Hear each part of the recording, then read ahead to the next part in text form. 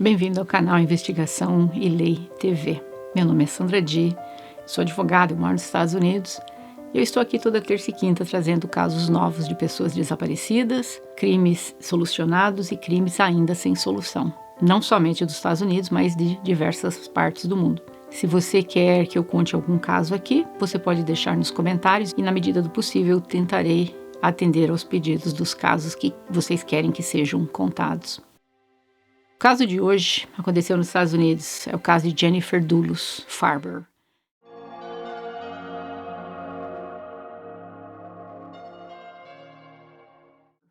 Ela nasceu em 27 de setembro de 1968 e desapareceu em Connecticut em 24 de maio de 2019. Ela tinha 50 anos na época do seu desaparecimento. As autoridades suspeitaram que o ex-marido dela havia tirado a vida dela, bem como a namorada dele, Michelle Troconis. Eles foram presos sob a acusação de adulterar as provas e impedir o processo judicial em conexão com o desaparecimento. Porém, mais tarde, os dois, junto com o advogado de Fotis, Kent Mawhinney, enfrentaram acusações adicionais relacionadas ao crime cometido contra Jennifer. Vamos voltar aqui um pouquinho no passado para que vocês possam entender o que aconteceu. A Jennifer estava no meio de um processo contencioso de divórcio, de custódia dos filhos. Ela tinha 5 filhos. Ela era filha de um banqueiro de Nova York. Ela cresceu numa família muito boa, muito centrada. Ela tinha uma irmã mais velha chamada Melissa Irene Farber. Ela se formou na universidade, Brown University, em 1990. Mais tarde, ela obteve um mestrado numa escola de artes de Nova York. Ela era uma dona de casa, mas também ela era uma redatora de um site chamado Pet.com e ela também tinha o próprio blog. Já o Fotis, ex-marido, Fotis Dulles, nasceu em 6 de agosto de 1967 na Turquia e cresceu em Atenas, na Grécia. Ele mudou-se para os Estados Unidos ainda, mais ou menos jovem, em 1986. Ele também formou-se na Brown University em 1989 e, posteriormente, obteve um MBA em finanças pela Columbia Business School, que é uma das melhores do mundo. Ele havia casado antes com Hillary Aldama, também graduada pela Brown University, no 2000. O casamento durou 4 anos, o casal acabou divorciando-se em 2004. O Fotis começou a enviar e-mails a Jennifer, que ele também havia conhecido na universidade, enquanto ainda estava com a sua primeira esposa. O Fotis e a Jennifer, depois de começar a ter um relacionamento, e casaram-se pouco mais de um mês após o divórcio do Dulles, em 28 de agosto de 2004, em Manhattan, em Nova York. E eles se mudaram para uma casa maravilhosa, vocês podem ver pela foto, uma mansão na cidade de Farmington, em Connecticut. Eles tiveram 2 filhos, incluindo 2 pares de gêmeos, todos com nomes de santos ortodoxos gregos. 3 filhos, Petrus, Theodore e Christiane, e 2 filhas, Constantine e Cleopatra Noel, crianças lindas. Em 2004, Dulles fundou o Ford Group Inc., uma empresa de desenvolvimento residencial de luxo em Connecticut. Ele era um homem com muitas posses, muito rico. O casal morava nessa casa maravilhosa, mas eles tinham 2, vocês podem ver pelas fotos, são casas imensas. E uma postagem no blog, em 12 de março de 2012, a Jennifer falou sobre o casamento dela e disse: "Eu gostaria de ser uma pessoa forte e que o confronto não me assustasse nem me aterrorizasse." Ela disse isso após o lento rompimento do casamento, no qual ela alegou que Fotis estava levando uma vida cada vez mais estranha, independente, não querendo passar tempo com ela, com as crianças. Ele praticamente mal chegava em casa para dormir. Ele não tinha mais vida nenhuma com ela e com as crianças. E ela, descontente com isso, pediu divórcio em junho de 2017. No mesmo mês, ela mudou-se para uma outra casa, no estado de Canaã, em Connecticut. Ela se mudou lá com os 5 filhos. Nos documentos judiciais do divórcio, ela escreveu: "Sei que pedir o divórcio o enfurecerá. Eu sei que ele vai retaliar, tentando me prejudicar de toda forma." Ela também afirmou que acreditava que ele estava tendo um caso com uma colega de trabalho, Michelle Troconis, uma mulher nascida na América do Sul, na Argentina. Jennifer também alegou que Fotis havia ameaçado sumir com todos os filhos se ela não concordasse com os termos do divórcio e que ele havia comprado uma arma naquele ano. Fotis negou e alegou que ele negou que ele comprou esta arma. Porém, depois ele mudou o depoimento, dizendo que ele havia comprado mais para segurança doméstica. Apesar da Jennifer ter pedido uma ordem de custódia de emergência, eles receberam a guarda conjunta temporária, apesar dos filhos estarem no meio desse divórcio com tanto conflito. Jennifer alegou que no dia 3 de junho de 2017 o Fortes ficou furioso, fora de controle, e a culpou por ter agendado atividades para as crianças para um sábado de manhã. Ela disse que ele ficou tão descontrolado, ela ficou com tanto medo o que poderia ocorrer, porque as crianças deveriam estar com ele, ele a seguiu escada abaixo e ele bloqueou a saída dela. Naquele momento, ela ficou aterrorizada, achando o que poderia ocorrer com ela. Ou seja, ele era um homem que a intimidava fisicamente, psicologicamente, e ela disse para muitas pessoas: eu tenho medo dele. Por isso que ela estava com tanto medo do pedido de divórcio, porque ela sabia que isso ia enfurecer. Por quê? Porque ele não quer dividir os bens da família. Por isso que ele ia retaliar de alguma forma para prejudicar isso. Aí, em 2018, novamente, em janeiro, a Jennifer solicitou uma ordem de custódia de emergência. Aí o juiz concluiu que realmente o Foltz havia quebrado várias ordens judiciais. Então, em março de 2018, o juiz decidiu que a Jennifer teria a guarda exclusiva das crianças. E ambos os pais compartilhariam a guarda legal conjunta. Existe uma diferença entre a guarda física e a guarda legal. A guarda física, as crianças estão em poder da mãe. E na guarda legal, ambos os pais podem decidir coisas referentes às crianças, tais como onde estudar, o médico que a criança pode ir, coisas desse tipo. Então, a guarda legal era conjunta, mas a guarda física era dela. E o Foltz teria que ver as crianças sob supervisão. Ele não gostou da ideia. Ele ficou enfurecido que o juiz tinha dado a guarda dessa forma, porque o juiz entendeu que ele poderia apresentar perigo à vida das crianças. A Jennifer foi vista pela última vez por volta das 8 da manhã do dia 24 de maio de 2019, quando ela deixou os filhos na New Canaan Country School, às 8h05 da manhã. A câmera de segurança do vizinho mostrou a Jennifer voltando para casa no mesmo dia. Ela tinha consulta médica e ela faltou às 2 consultas médicas marcadas, que uma era 11 da manhã, a outra 1h da tarde, em Manhattan, Nova York. Mais tarde naquela noite, por volta das 7 da noite, 2 das amigas da Jennifer, incluindo uma chamada Lauren, e também a babá dos filhos, relataram à polícia o desaparecimento, dizendo que não conseguiram entrar em contato com ela, que elas estavam preocupadas porque ela não havia retornado para casa. A babá disse que ela tinha chegado em casa às 11h30 daquele dia e ficou surpresa, porque ela viu o carro do Foltz na garagem. Ela achou estranho, porque no carro dele não deveria estar ali. Aí os detetives foram até a casa da Jennifer. Quando eles chegaram lá, eles encontraram sangue no chão, na porta, na parede da garagem, bem como no exterior do carro do Foltz, que era uma Range Rover, que estava estacionada na garagem. O sangue também foi encontrado na cozinha. Os testes de DNA revelaram que a maior parte do sangue era da Jennifer, além do sangue também encontrado na torneira da cozinha. A polícia suspeita que o Foltz estava esperando a Jennifer e a atacou quando ela chegou em casa, depois que ela deixou os filhos na escola. A polícia conseguiu juntar provas aonde se vê o Foltz e a namorada Michelle Troconis em Hartford, em Connecticut, descartando vários sacos de lixo em 30 locais de coleta de lixos diferentes. Vocês podem ver, ele foi parando de lixeira em lixeira e foi jogando lixo. E dentro desse lixo o que tinha? Lençóis, toalhas, coisas que ele usou para limpar a cena do crime, a roupa dele. Tudo isso ele colocou dentro desses sacos. 30 sacos. E ele começou a jogar para todo lado. A polícia alega ainda que a namorada dele também arquitetou o plano com ele. Porém, algo terrível aconteceu. Terrível porque eu queria que esse homem fosse levado a julgamento. O Foltz tirou a própria vida. O carro da Jennifer foi capturado pela câmera de segurança da vizinha, quando mostrou que que ela tinha voltado para casa. Então a polícia, já de cara, a polícia já tinha deduzido naquele dia que ela voltou para casa.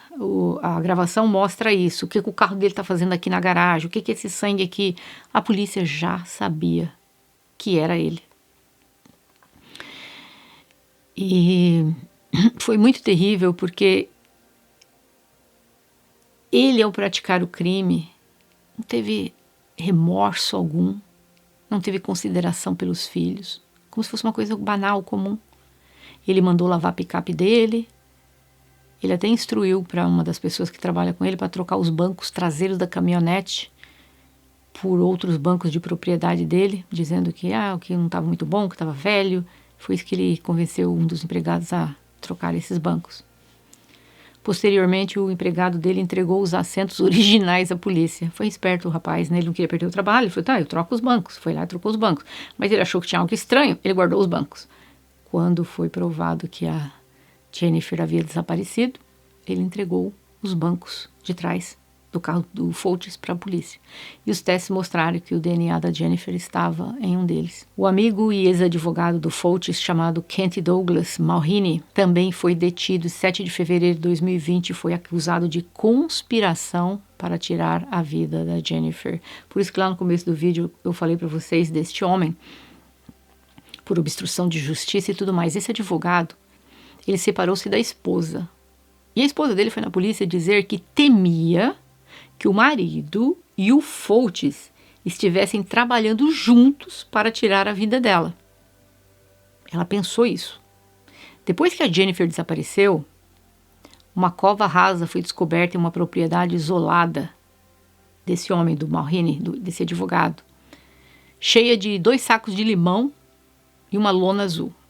As autoridades e os cães K9, que aqui nos Estados Unidos nós chamamos, são aqueles cães treinados para encontrar cadáveres, descobriram a sepultura em agosto de 2019, mas nenhum corpo foi encontrado lá. Tem-se a impressão que provavelmente o corpo dela esteve enterrado lá e depois foi retirado, removido para outro local. Poucas semanas antes da prisão dele, em janeiro de 2020, ele estava com um comportamento, porque ele e o advogado, eles tinham um plano. O plano deles era o plano inicial. O advogado do Fultz tiraria a vida da mulher dele e o Fultz tiraria a vida da mulher do outro. Conspiração da brava. Era isso que eles tinham pensado. Algo que chamou a atenção, quando eles foram presos, o juiz concordou em reduzir a fiança do advogado, acusado também, né, do homicídio da Jennifer, para que ele pudesse visitar o pai dele que estava doente na Flórida. Porém, ele foi preso, a fiança tinha sido estipulada em 2 milhões. Aqui nos Estados Unidos você pode sair às vezes, não são todos os crimes, tá?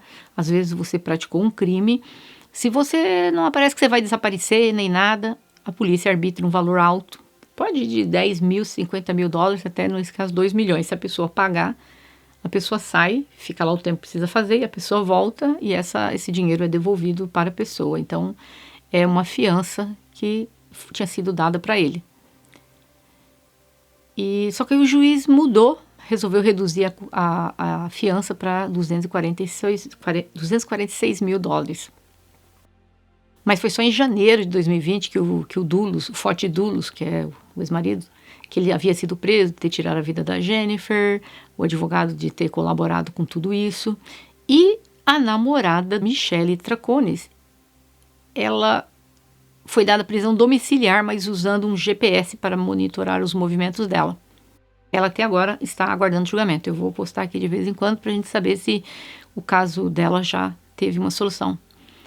Os filhos do casal deles hoje têm entre 8 e 13 anos de idade, estão sendo criados pelos pais da Jennifer.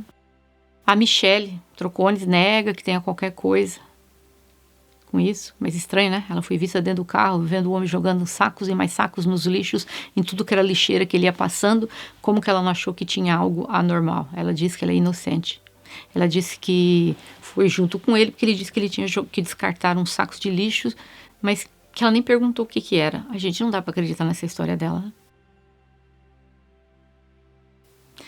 Ela não achou estranho o homem parar em 30 locais diferentes para jogar o lixo? Não passou pela cabeça dela que ele estava descartando provas de um crime?